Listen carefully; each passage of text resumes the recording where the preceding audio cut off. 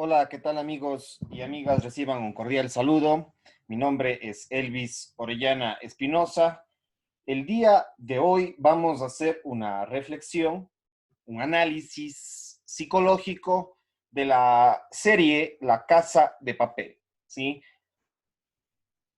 El título general es La Casa de Papel y como subtítulo hemos colocado análisis psicológico de esta serie que se ha incorporado ya en lo que es la cultura popular, lo que son las masas, ¿sí? Las grandes masas y pues que tienen acceso a Netflix.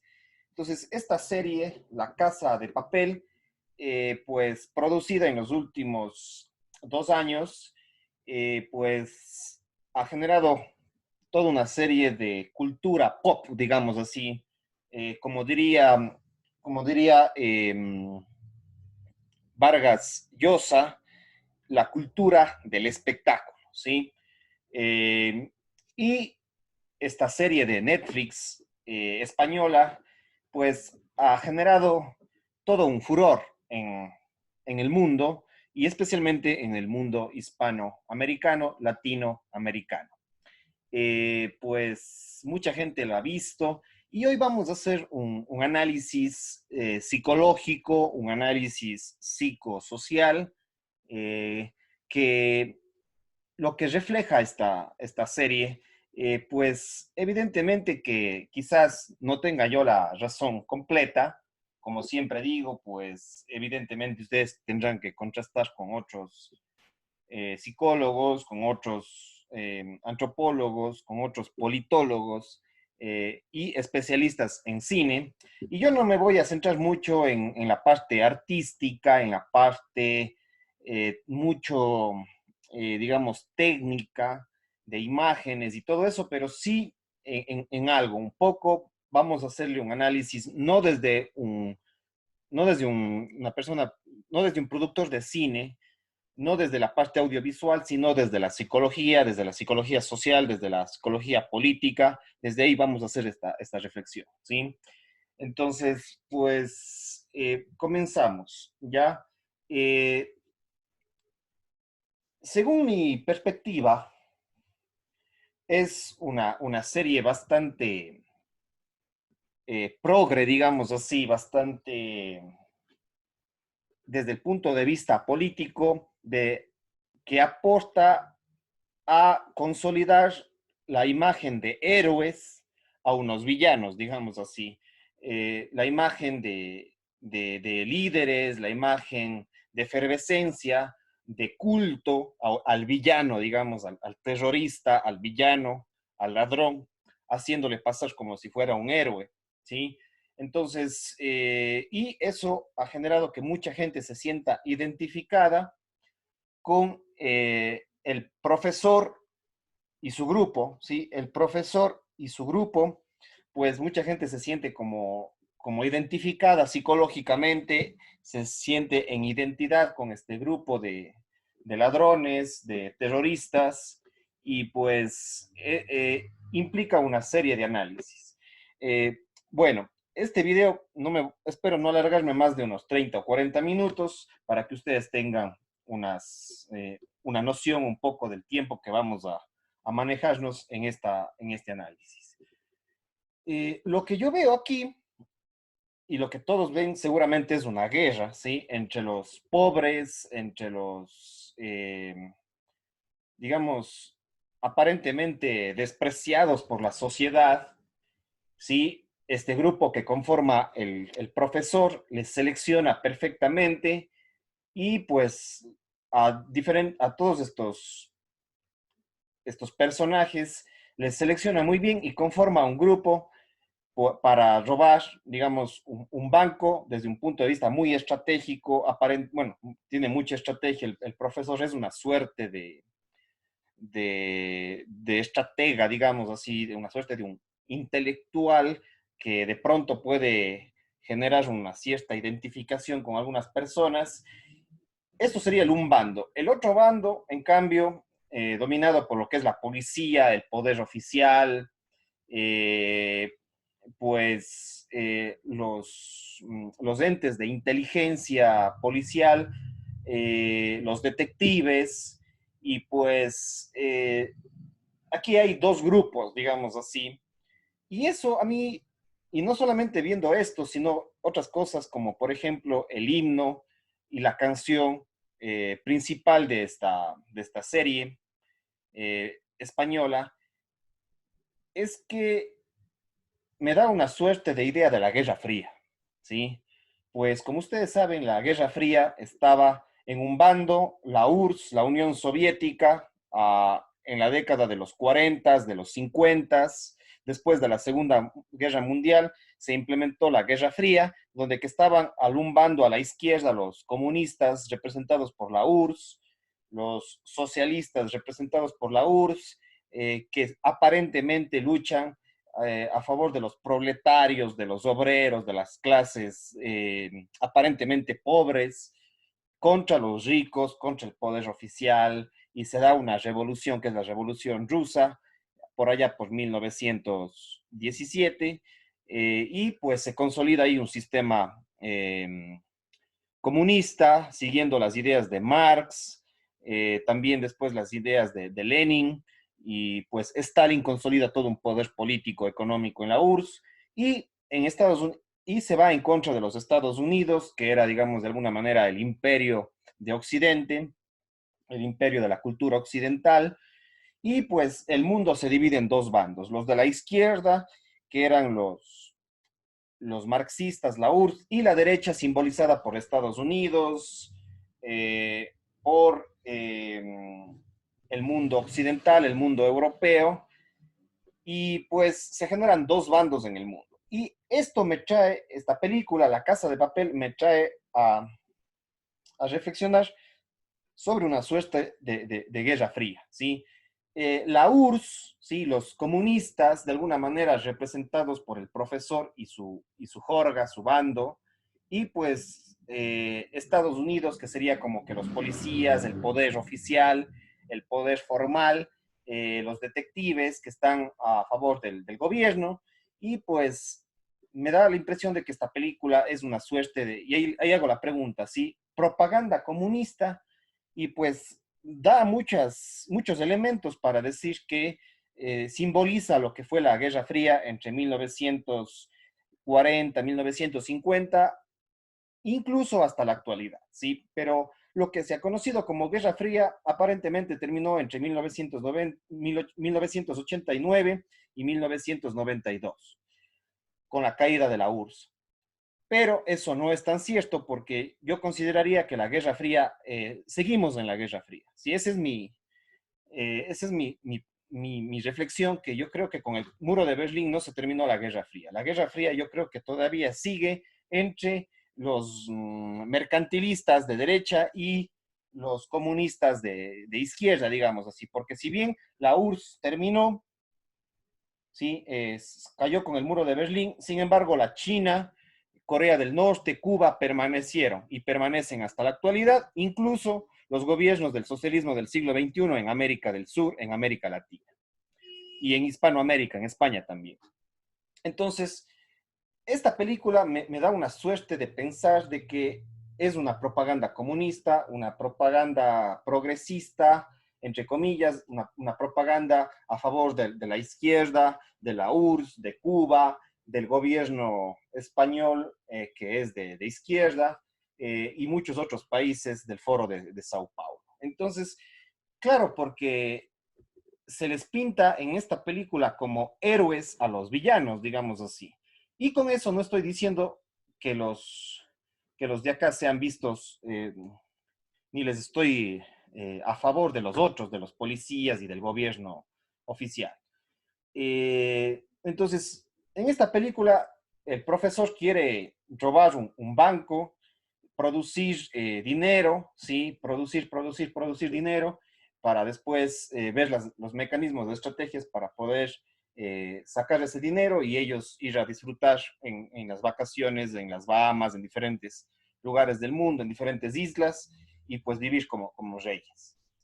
Y ahí también se da una suerte de romanticismo entre la detective y el profesor, ¿sí? Como es ya en la segunda parte, que se alía la detective principal, la cabecilla, la que estaba en la inteligencia policial del gobierno, pues después se suma a lo que es el profesor, digamos así, y a su jorga.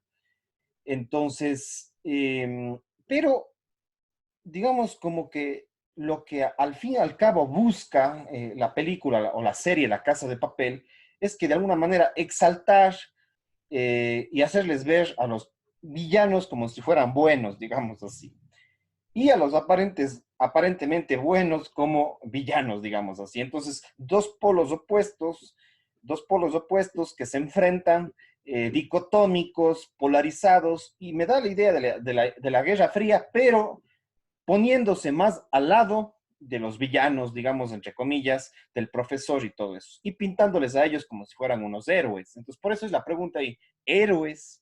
El profesor con su jorga son héroes, porque la gente que no conoce de psicología, la gente que no conoce de sociología, la gente que no conoce de politología o las teorías políticas, pues se identifica mucho con los villanos y pues entonces es una suerte de héroes, salen como héroes. Yo no he visto la tercera parte, parece que ya salió la tercera parte, pero en la segunda parte, en la segunda producción de la serie, pues evidentemente que hasta esa segunda parte se les pinta como si fueran eh, los héroes, digamos así, cuando en el fondo realmente son villanos, son asesinos, son, digamos, son una banda criminal, digamos así, ¿ya? Por más que se les quiera dar matices de buenitos, digamos, de héroes, digamos así. Entonces, eso es lo que a mí me hace un poco dudar y decir, esto es una propaganda comunista, una propaganda socialista, que el villano quiere destruir, o el obrero, el villano quiere destruir al poder oficial para tomar el poder, para tomar el dinero y después alzarse hacerse ricos, digamos así. Entonces, me da la suerte de que esta serie ha sido consolidada para fomentar una suerte del socialismo, del comunismo, etcétera. Entonces, eh, ahí hay una serie de cuestiones que hay que ir mirando. Claro que aparte de esto requiere otros análisis un poco más profundos, pero yendo por esa línea, que es la que voy a reflexionar, me da esa idea de que es como que incentivar y fomentar un poco a estos villanos como héroes y prácticamente utilizan muchos símbolos del socialismo, del progresismo, del comunismo, ¿sí? Ahora, otra cosa en la película, otro elemento, aparte de que, por ejemplo, utilizan uniformes rojos, utilizan las mascarillas de Dalí, ¿sí? Pues son elementos que dan a pensar que la exaltación del socialismo, la exaltación del comunismo y de pintarles a ellos como si fueran unos héroes. Ahora, otra cosa que me llamó muchísimo la atención y que personalmente a cualquiera que no conoce y que no ha investigado más allá de disfrutar, digamos, la serie, que pues evidentemente es muy atractiva, puede generar una cierta admiración, etcétera, eh, se utiliza en la serie una canción que es Bella Ciao, ¿sí?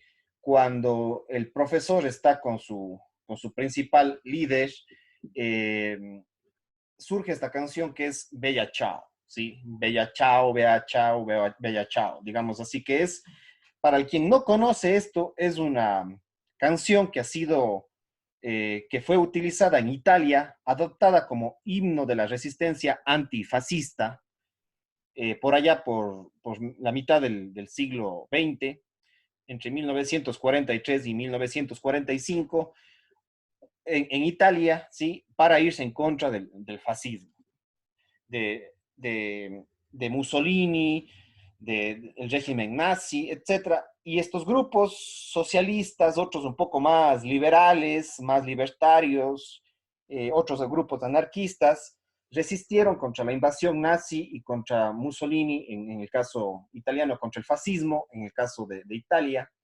Y ustedes conocen un poco, en términos generales, el fascismo, un sistema dictatorial que se implementó en Italia y quiso expandirse a Europa. Y desde esa perspectiva, digamos, hubo otro grupo antifascista, digamos así, y esos grupos antifascistas utilizaron el himno de Bella Ciao, que es una de las canciones principales y que genera mucha emoción, además una canción bastante interesante, muy bonita, digamos así, pero que en el fondo tiene un mensaje de identidad con el régimen o con las prácticas y rebeldías antifascistas de mediados del siglo XX. Ahora, en el siglo XXI, ¿sí? En el siglo XXI han surgido otros grupos en Europa, en Alemania, en la misma Italia, en misma España, que se conoce como Antifa o Antifa, ¿sí? Los antifascistas. Asimismo, como en Estados Unidos surgió el Black Lives Matter, en Chile también en octubre del 2019 se dio un movimiento social para cambiar la constitución y las políticas públicas. En Estados Unidos surgió Black Lives Matter, entre otros, digamos, movimientos que han ido surgiendo y que aparentemente son, digamos, antifascistas, antiautoritarios, antirracistas, etcétera, pero este supuesto antifascismo que también exalta esta película, esta serie, La Casa de Papel, pues me da la impresión de que hay una suerte de exaltación a los movimientos antifascistas que surgieron en Europa y el Black Lives Matter en Estados Unidos y en otras partes del mundo, otros grupos también antirracistas, digamos, entre comillas, entre comillas. Ahora, ¿quiénes son Antifa? ¿Sí? ¿Quiénes son Antifa?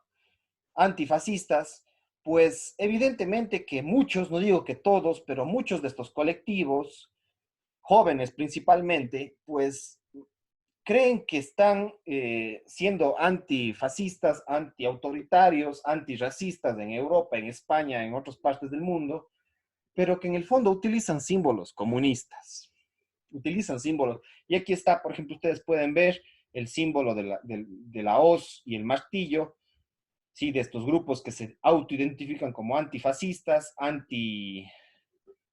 antirracistas, y pues sin darse cuenta que este comunismo, sin conocer la historia de lo que hizo el comunismo desde 1917, con las dictaduras de Stalin, ¿sí? En la URSS, en la Unión Soviética, las dictaduras de Mao Zedong, o Mao Zedong, como quieran llamarlo, de Mao en la China y su revolución cultural china, por allá entre 1940 aproximadamente hasta 1970.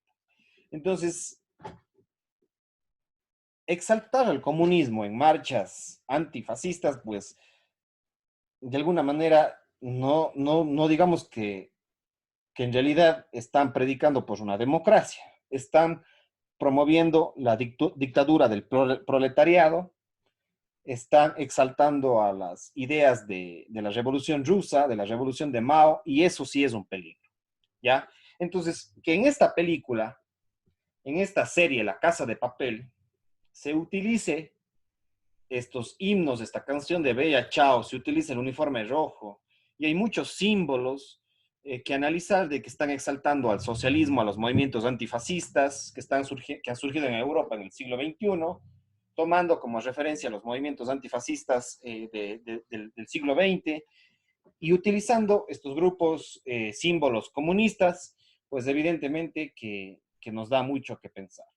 Ahora, si estos grupos supuestamente antifascistas, antiautoritarios, antirracistas, pues evidentemente no dicen nada sobre la China, sobre el sistema chino, sobre la dictadura china que surgió con Mao Zedong y después hizo varias reformas.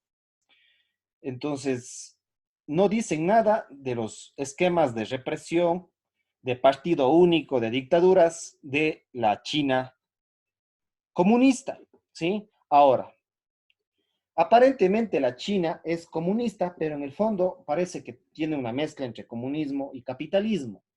Ahora, ¿quién financia a estos antifascistas? Ahí nos surge esta duda y pues evidentemente tampoco dicen nada sobre China, no dicen nada sobre Corea del Norte, solo hablan contra Europa, solo hablan contra Italia, solamente hablan contra el fascismo, contra Estados Unidos, pero guardan un total silencio respecto a la China, respecto a Corea del Norte, respecto a Cuba, reclaman de Chile, reclaman de otros países, pero no hablan nada de Cuba, ni de Corea del Norte, ni de la China.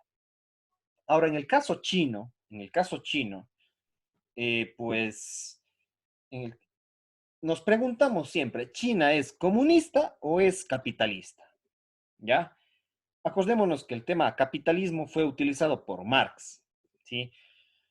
Yo diría que China tiene sus rasgos comunistas y tuvo la revolución cultural con Mao desde los años 40 hasta 1970-75, de la muerte de Mao, que evidentemente ahí se consolidó lo que es la revolución comunista, hubo muchos asesinatos, hubo un genocidio, una dictadura brutal, ¿ya? Que estos grupos seguramente admiran, no todos, pero una gran mayoría seguramente admiran a estos regímenes como la Unión Soviética y la China, que fueron comunistas y la China fue comunista hasta los años 70. Ahora, después de los años 70, después de la muerte de Mao, la China, con sus nuevos dirigentes del Partido Comunista que siguen hasta la actualidad, pues en lo político siguen siendo comunistas o siguen siendo autoritarios. Sigue siendo el régimen de partido único, porque el único partido que existe en China es el Partido Comunista, a pesar de que hayan sus ciertas elecciones internas dentro del Partido Comunista, pero desde el punto de vista político sigue siendo comunista porque hay un solo partido, no hay elecciones democráticas, ¿sí? No hay elecciones a través de otros partidos, es un régimen totalitario, es un régimen autoritario y por lo tanto, desde esa mirada, evidentemente es comunista, ¿ya? Porque lo que predica el comunismo es el partido único, una dictadura supuestamente del proletariado. Pero en muchos casos ni siquiera es el proletariado, son élites, siguen siendo élites. Y entonces, desde ese punto de vista, la China sí es comunista. Ahora, en lo económico, pues yo diría que no es ni comunista ni capitalista, porque el término capitalismo de por sí es un término marxista. Yo diría que la China es mercantilista. Yo me atrevería a decir que la China es mercantilista, que es una teoría económica que surgió en el siglo XVI, siglo XVII en Europa. Entonces, yo diría que la China en lo político es comunista, pero sobre todo en lo económico es mercantilista. Un neomercantilismo, porque lo que busca es expandirse en el mundo, concentrar la economía, y desde los años 70 ya fueron estableciendo relaciones comerciales, económicas con Europa, se fue abriendo al mundo, la China comunista, desde la muerte de Mao, y fue expandiendo su economía, su sistema de producción, la tecnología, las industrias, etcétera. ¿Sí? La China desde los años 70 dejó en lo económico, dejó de ser comunista, y pues para mí cada vez ha caído en lo que es el mercantilismo. Entonces yo diría que la China tiene unos rasgos de comunista en lo político y de mercantilista o neomercantilismo en lo que es el tema económico, porque se ha expandido en el mundo la economía china a través de empresas, en el caso de América Latina, con empresas hidroeléctricas, con la banca china, con los créditos del Banco de China, proyectos hidroeléctricos, proyectos mineros, proyectos tecnológicos, proyectos de construcción. Es decir, que la China en lo político sigue siendo comunista y en lo económico sigue siendo mercantilista. Entonces, quizás la China está financiando a muchos gobiernos y productores de cine, ¿sí?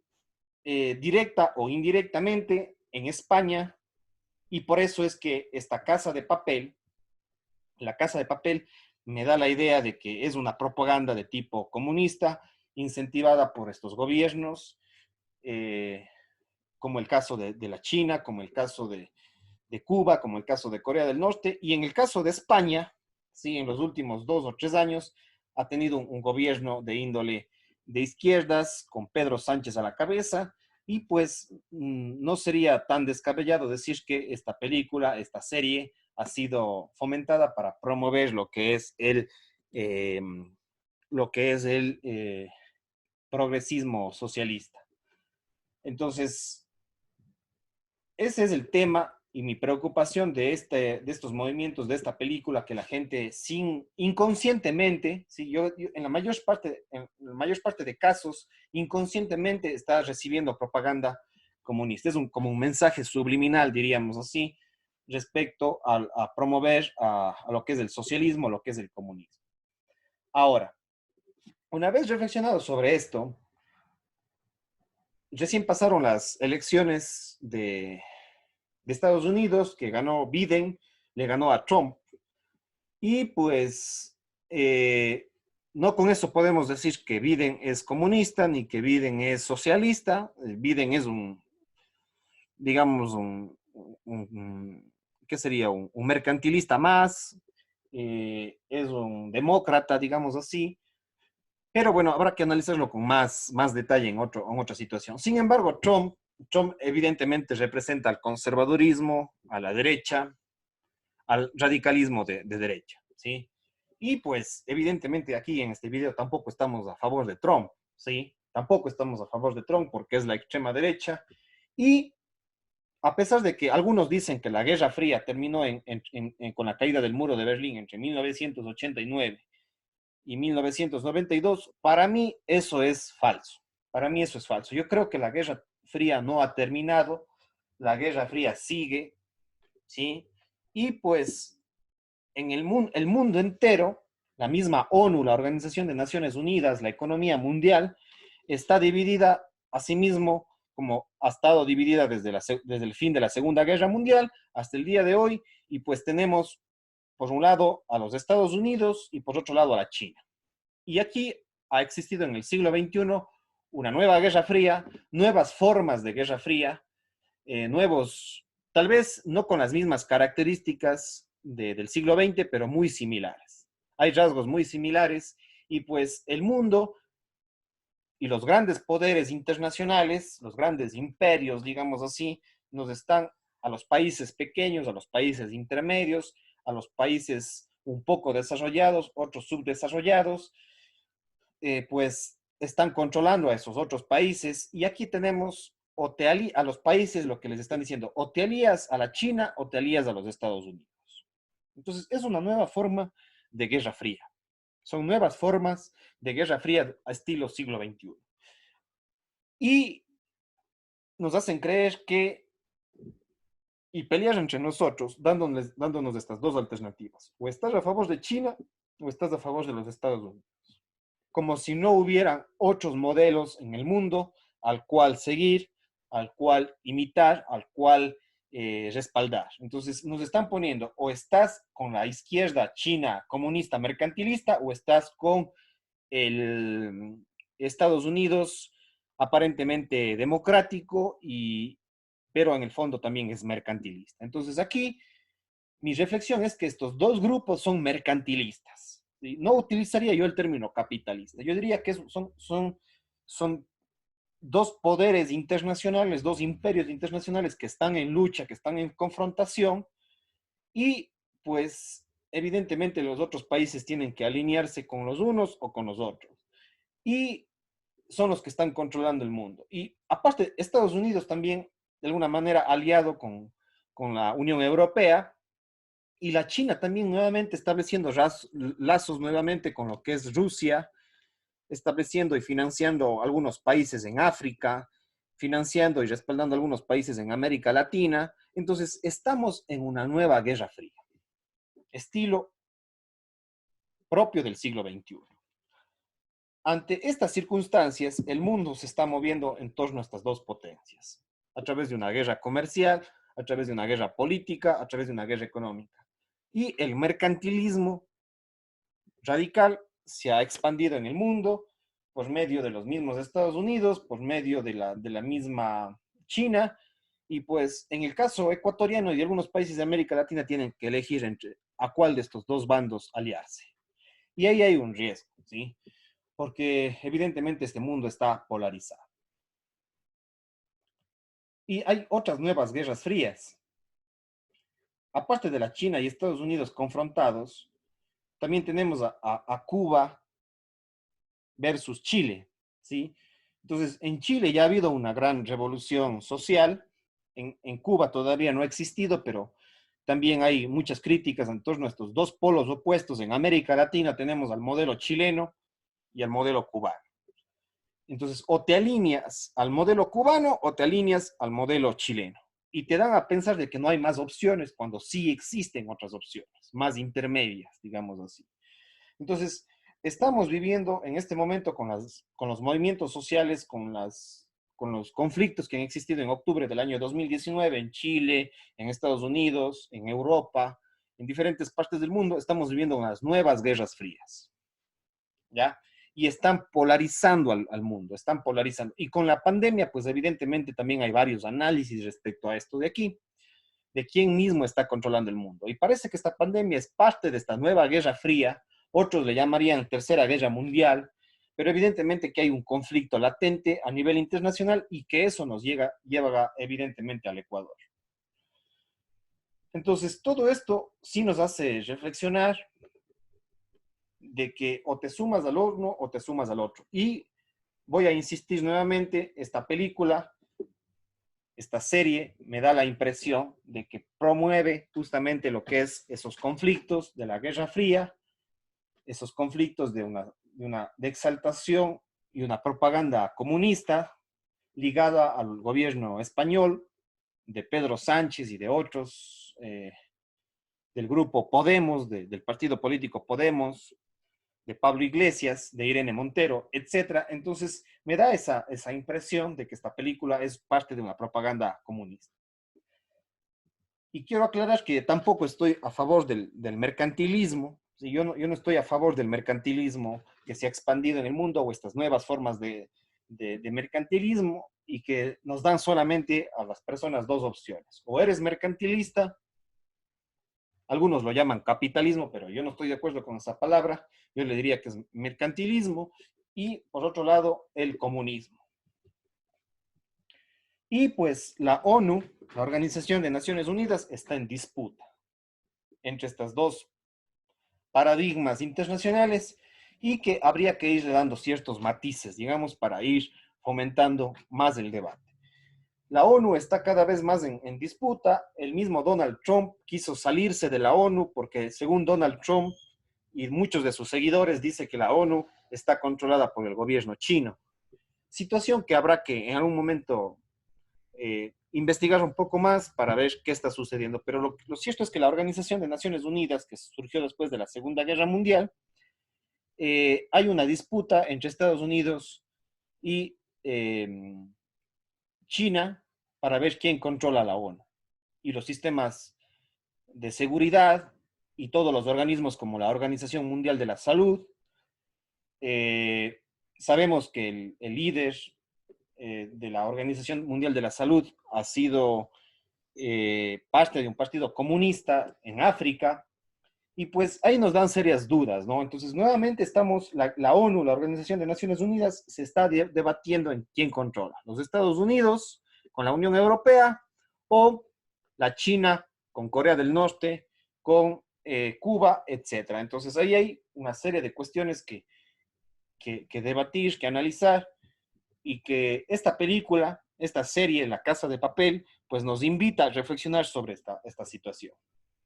Por eso es que mi análisis, más allá del aspecto estético, del aspecto cinematográfico, para mí es un análisis psicológico, psicopolítico, psicosocial sobre estas propagandas que están surgiendo.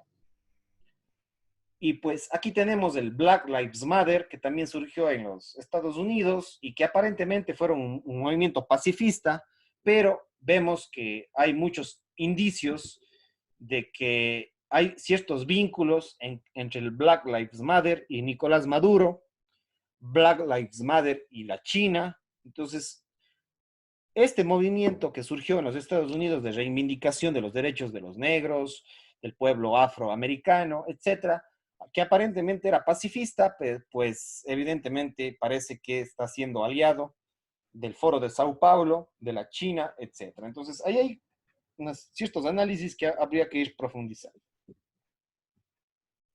Y aquí está. Que en América Latina también tenemos un nuevo comunismo, el Foro de Sao Paulo, ¿sí? Este socialismo que está tratando de controlar el mundo y el mundo latinoamericano, América, etcétera. ¿Y de dónde viene esto? Pues también de la Revolución Cubana, de Fidel Castro, que conformó con Lula da Silva el Foro de Sao Paulo. ¿Y esto de dónde viene? Pues evidentemente, como ya les dije, de la China de Mao, de la URSS de Stalin, y eso nos da un cierto temor. O sea,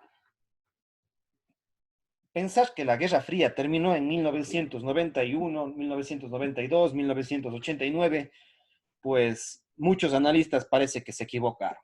Parece que se equivocaron y estamos ante el resurgimiento del comunismo, del socialismo, ¿sí? Y pues eso es un poco la reflexión. No me quiero meter en los otros temas que había un poco puesto ahí, pero retornando a lo que es la Casa de Papel, ¿sí? Esta exaltación, que hace que los que ven esta película, esta serie, se identifiquen con el profesor y sus aliados, me da la impresión de que evidentemente es una cierta propaganda más hacia el lado del comunismo, del socialismo, del gobierno de Pedro Sánchez en España y que quieren expandir esas ideas a través de Netflix, a través del mundo, esta suerte de progresismo, de este socialismo del siglo XXI, de este comunismo del siglo XXI, y pues ahí eso sí hay que tomarlo con pinzas. Por eso a los que hayan visto, hayan seguido esta serie, La Casa de Papel, pues pónganlo en duda porque evidentemente a mí me da la impresión de que es una suerte de propaganda comunista y que les hace ver a ellos como si fueran unos grandes héroes que en el fondo son evidentemente unos villanos, digamos así. Entonces, eso era un poco, quería hacer este aporte más allá del tema cinematográfico. Este es un análisis psicológico que evidentemente no tengo la razón, pueda equivocarme yo con muchas cosas, pues los profesionales no tenemos la verdad absoluta. Yo creo que la ciencia para nada es totalmente objetiva. La psicología tampoco puede ser objetiva, la sociología menos, la politología menos es objetiva. No pretendemos acá tampoco ser objetivos, pero sí dar un cierto aporte para la reflexión, para el análisis, eh, para cuestionar esta propaganda que para mí es de índole socialista y que se utiliza el cine, se utiliza el arte, la cultura para expandir estas ideas socialistas, estas ideas comunistas. Y con ello no estoy diciendo, insisto nuevamente, que yo esté a favor de Trump, que tampoco estoy alabándole a los Estados Unidos, tampoco estoy alabándole a la Unión Europea, ¿sí? Pues esos son temas que habrá que irlos desmenuzando en algún momento, reflexionándoles, pero lo que sí me preocupa a mí es justamente los avances de estas ideologías, incluso en el mismo cine, de estas ideas socialistas y pues de un gobierno español como el de Pedro Sánchez, que evidentemente puede estar incidiendo para que se dé este tipo de producciones y de divulgación del socialismo y del comunismo.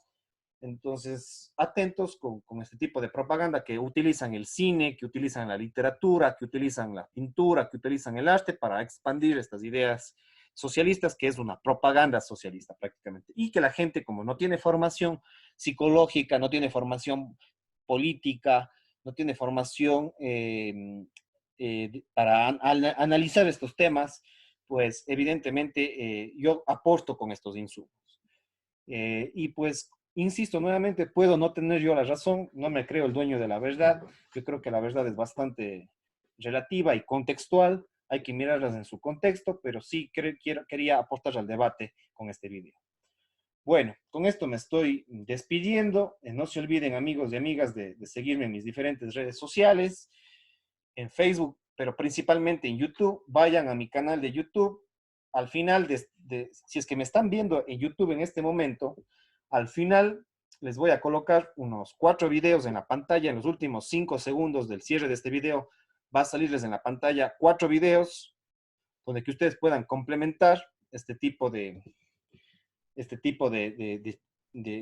charla, digamos así. Y, por ejemplo, yo les recomiendo, ¿sí?, ver otros videos como es teorías políticas, psicología política. Tengo una conferencia en mi canal en YouTube como la psicología social. Tengo otro video sobre psicología cultural. Tengo otro video sobre satanismo, donde que analizo psicológicamente lo que es el satanismo. Tengo una charla también sobre multilemas, ¿sí?, donde que se analiza estas cosas. Entonces, les invito a estos otros videos. Pero aparte, al final de este video, si ustedes en este momento están en mi canal en YouTube, les va a salir 4 videos en los últimos 5 segundos para que ustedes vayan directamente. Si no, pueden acceder directamente a mi canal de YouTube y ahí pueden buscar todas estas conferencias y estas charlas. Entonces, síganme en Facebook, en YouTube, en Instagram, Twitter, Blogger y LinkedIn, y ahí está mi número de teléfono también en pantalla, que es el 593-995-3842-75, que estoy a las órdenes para asesorías de índole psicológico, asesorías de índole psicosocial, psicopolítico y asesorías de tesis también. Entonces, estoy a las órdenes y con esto, amigos y amigas, me estoy despidiendo. Cuídense mucho. Chao, chao.